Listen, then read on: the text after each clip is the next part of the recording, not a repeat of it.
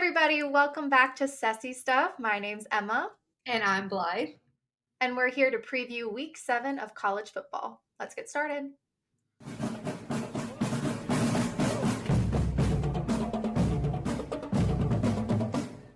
All right, so this year in college football in the SEC, we now have the Red River Rivalry against Texas and Oklahoma.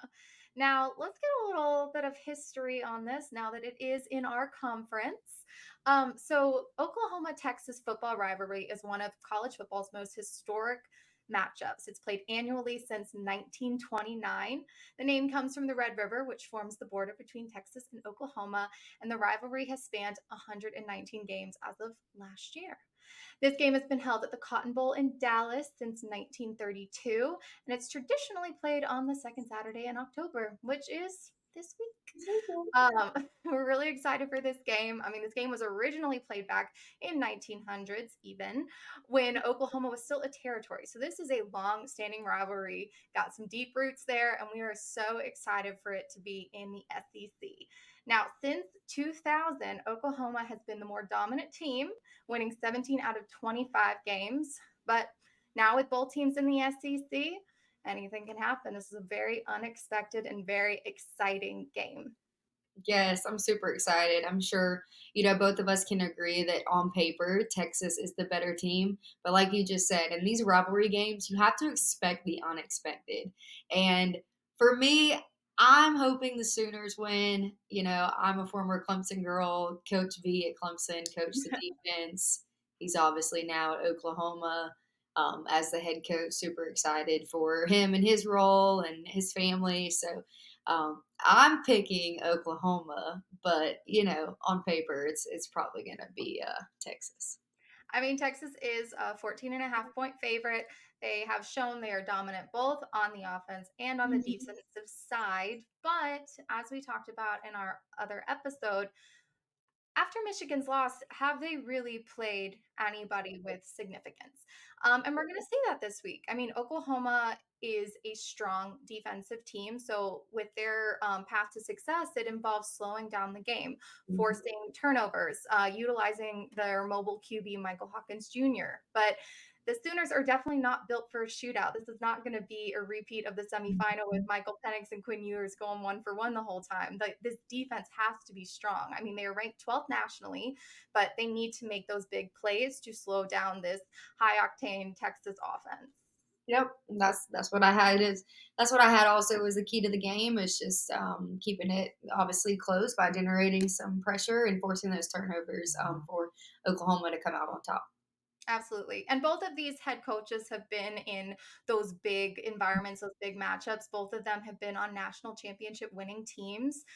So these guys are ready for it. And I'm so excited to see what they do with their teams to get them ready and then how they perform on the day. So I'm really glad that this matchup has now moved into the best conference in the league. And I'm excited to see how it shakes out. Me too. All right, next up, I have that Old Miss versus LSU game. How are you feeling about this one, Blythe? Ole Miss just came off of a big win at South Carolina. They're going to be rolling in there pretty confident. I think Coach Kiffin does a great job of keeping this team pretty loose, pretty confident. At the QB position, Jackson Dart, he seems pretty calm, cool, collected. Also has that QB confident swagger that we talked about. But this week will be a homecoming game for their LSU. This is going to be a team that will have had 2 weeks to rest to get ready for this game. You're in Death Valley. Um, I'm just picking the Tigers. I think there's too much excitement that's going to be going on in Death Valley, and I think they beat the Rebs Saturday.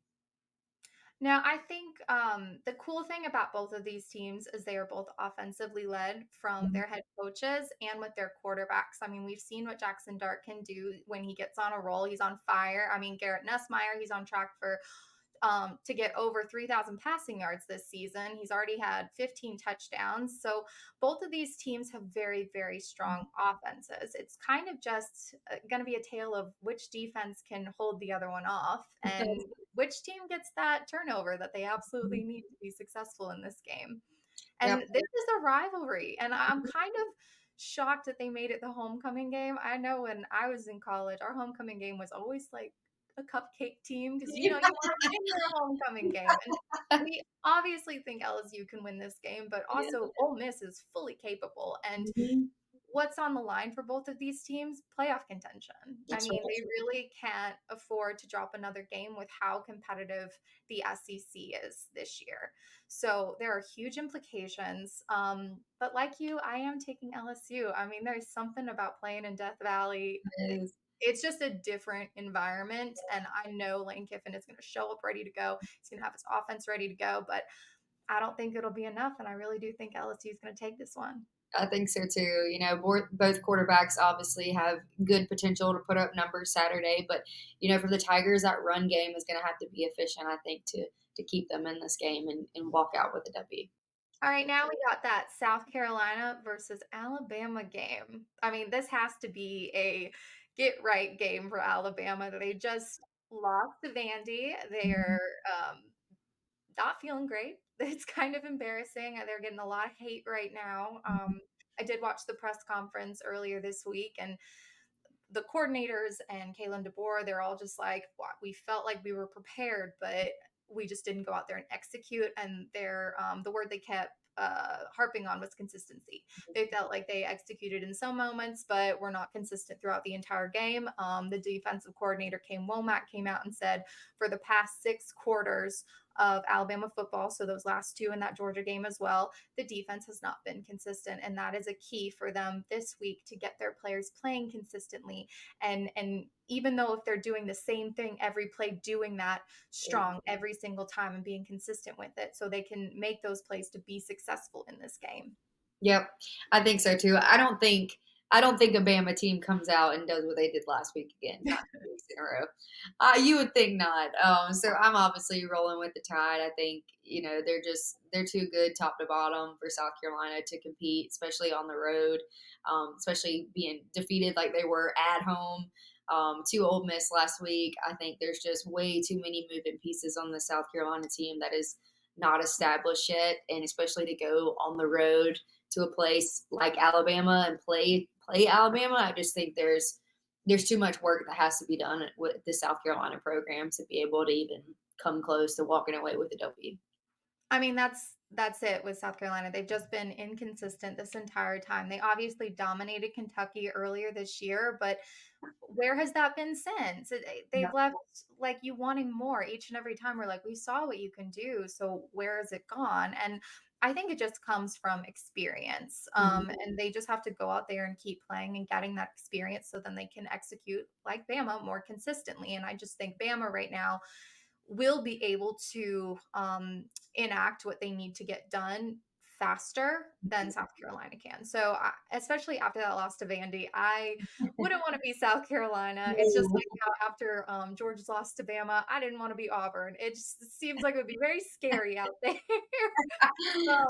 You never want to be the team to play after a big upset. So I'm hoping they all stay safe out there, but I don't think South Carolina is going to come out with a win. I'm rolling with the Tide. And then the final game we have to preview is that Tennessee game versus Florida. This is also a get right game for Tennessee. I mean, everyone was hyping this team up. They said this offense is going to make it all the way to the playoffs. They could contend for that SEC championship, for that national championship. Nico Iamaleava has really been impressing everybody with what he's been doing in his rookie year. But last week they got exposed. They kept letting pressure get put on Nico, which led to bad decisions all around. He got a little frazzled out there. So I think in this game, they really are going to have to settle down. I mean, Florida is still an SEC team. I know they haven't been doing what they expected to be doing this year. But I think Tennessee is going to come out there. They're going to put up some big numbers again. They're going to get right into the system and they're going to get right back on track. I think so too. I think they're going to come in, with that bad taste in their mouth, and I think they jump out pretty quick against Florida. Oh, and then of course, I know normally we wouldn't have talked about this, but we kind of have to talk about it now. Vanderbilt is going to Kentucky, and I refuse to put down Vanderbilt anymore. That is not a cupcake game. That is not a game that is going to be given to anybody. Vanderbilt has shown they are ready to play. They have shown that they have that crazy triple option offense that is super hard to defend. And I know Kentucky has an amazing defense. They have shown it time and time again this season. They have been consistent with that defense, but Vanderbilt has shown that they're going to confuse the defense, that they can put up these numbers. And Kentucky really hasn't been able to put up the same amount of numbers. They've been able to hold the other team back from putting up crazy numbers, but they haven't been able to get there themselves. We saw with the Ole Miss game that they were able to hold out just enough, but maybe Vanderbilt comes out and surprises. I mean, I'm Maybe they do. team right now. Like we talked about this quarterback, Diego, it's hard to not pull for a guy like this. Just No. an all around good guy, confident, happy. Just, you can tell he just loves his team and would do anything for his team. You have to have that mentality, especially as a quarterback. You are leading this team, you are leading this program week in, week out. And I really think that they walk into this game confident. I know their road record isn't the best, but this confidence level of this team right now and coming off of a win like that, whether Bama played sloppy or not, they still hung around. They still got the W. I am anchored down. I know it's hard to pick because I'm like, I know Kentucky just saw what happened, so they're not gonna underestimate them in any way. But Yes. Vanderbilt has really shown that they can hang with the best of them in the SEC. I mean, they took Missouri to overtime, and I know Missouri just lost to A&M, but doing that in the SEC is impressive. And like you said, Diego, he is just such a confident, cool, calm, and collected quarterback, and he knows what he's doing, and he knows that he's able to extend these plays and make these big moves down the field. So it's going to be really interesting to see this matchup of a great offense and a great defense. And I mean, I will not put down Vandy anymore. You know what? I'm going to pick Vanderbilt. Why Yeah. not? Plus, you know what? It is October, and that means it is spooky season. So there could be some spooky things happening in the rest of October for these next couple weeks with these big games. Absolutely. And you know what? October 12th, they've always been saying this is going to be one of the best weekends for college football, and we're ready for it. Blythe and I Really, are I watching don't it know if really. it can top last weekend, but I'm hanging on with dear life. I mean, in the new age with the 12-team playoff and all the NIL and transfer portal, it's like anything can happen now. So Anything I'm can just happen. so excited. Well, thank you so much for watching our preview episode for week 7 of college football. Now, make sure to check out Danielle on our channel and on our Instagram page. She's going to tell you where to throw your money. She's going to tell you where to place your bet. She's really good at it. I trust her with my money. You should trust her with yours. Also, we have our live show on Friday, 6 p.m. Eastern. That's going to be with Molly and Bailey this week. So go check all this out. And then, of course, next week, Blythe and I will be back reviewing all the craziness that happens in week 7. So until then, I'm Emma. And I'm Blythe, and thanks for watching.